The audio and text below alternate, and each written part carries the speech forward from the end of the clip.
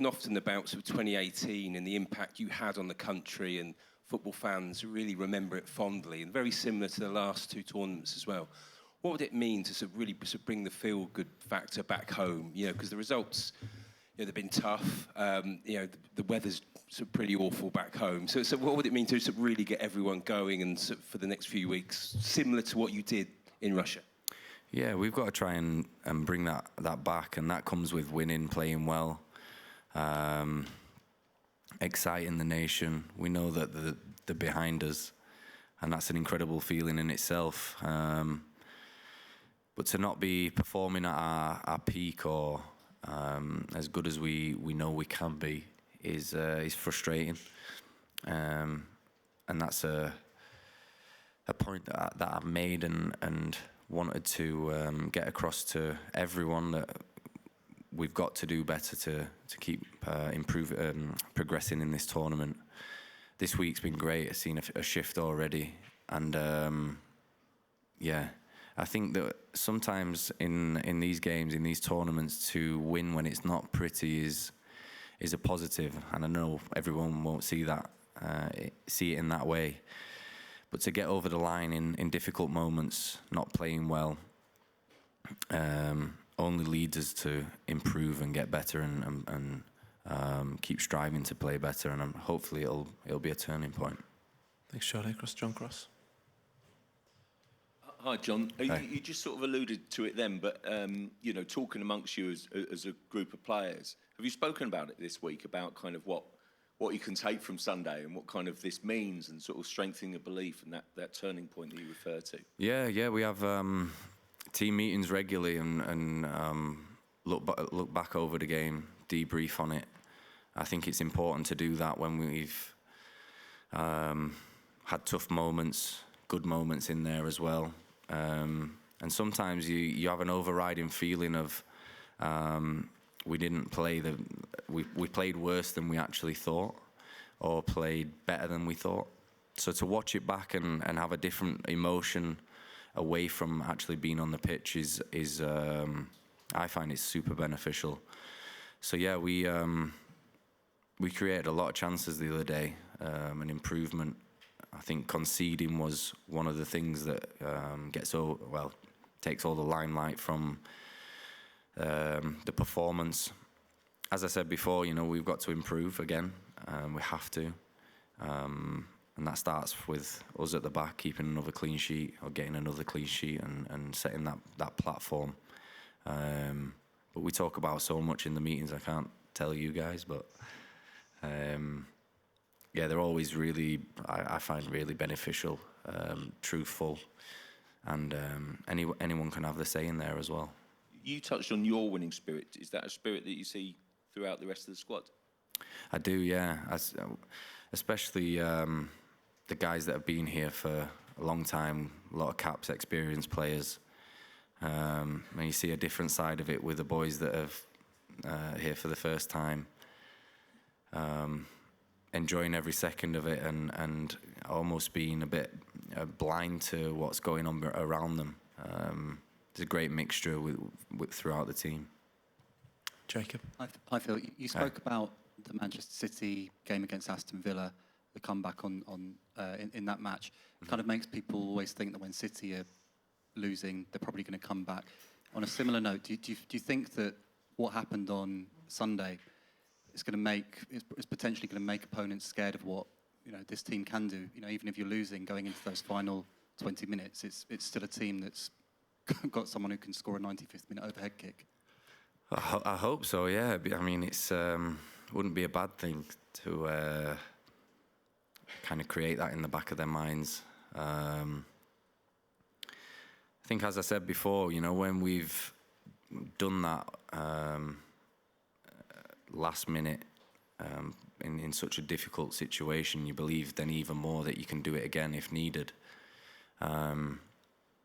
I wish it didn't go the way it did in the respect of the time frame, us needing that to take us to extra time. I wish it was probably done and dusted early doors, but that's not football. So it's a great tool that we've unlocked, if you want to put it like that. and we know it's there now. If we need to, it's not always going to go our way, and I hope it does. But it's something that is super difficult to have in football when you've got incredible players that can come up with pressure, big pressure moments like that. And I think we definitely don't want to go through that again. One of your biggest players is obviously Phil. You said before the start of the tournament that you thought he could be the player of the tournament. I mean, there's been some debate about exactly what level he's at. What have you made of his performances so far, and do you still think that can happen for him? I do, yeah. You know, Phil could probably play on, could turn up at a weekend, score a hat-trick, and everything would be forgotten about. Maybe his past 4 games, or however many games it's been. I think Phil knows, and we all know, that we can play better. I think he's been frustrated with his own performances, and he's been training so well, especially these past few days, and to correct that.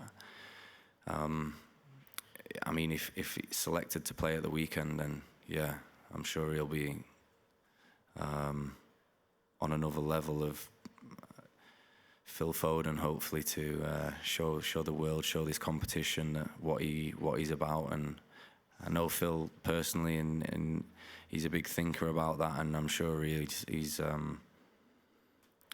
excited for the weekend. Dan? Hey John, is the squad aware that it's Gareth's 100 game with England on Saturday? And if so, is there anything you might do to kind of mark that milestone? No, I wasn't aware, actually. I'll make everyone aware now. We'll have to think of some ideas, mate, when we get back. But an incredible achievement for him personally. 100 games, don't know how many years now it is. You'll be able to tell me better. He's been here, tournaments, bits of history that we've broken, created. An extremely proud moment for him, I'm sure, and I'll make people aware. Simon Pitch, and then Craig. Hi, John. Hi. Good luck this weekend. Thank you. I know you said at the start you're in a bit of a bubble, and I guess you're not speaking to people as much as you have been. But someone like Harry Maguire, someone that you've been so close to for so long, and played more at centre back with for England than anyone else. Have you been speaking to him? And I guess how's he doing? No, I haven't actually. I always think, or try and think, how he'd be feeling, and